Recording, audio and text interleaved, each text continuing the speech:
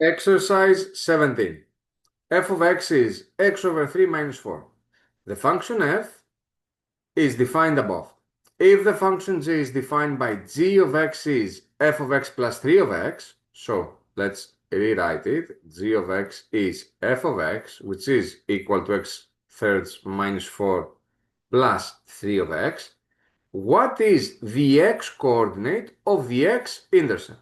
Remember that in order to find the x-intercept of any function, we should put y equals 0 and then solve for x.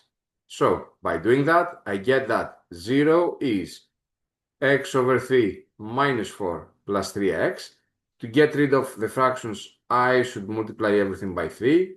So 0 is x minus 12 plus 9x.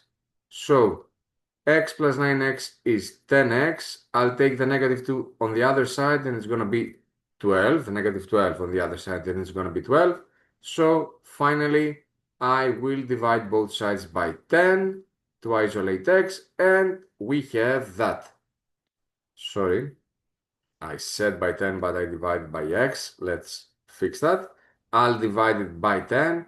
So this means that x should be equal to 12 over 10, which is equal to 1/2.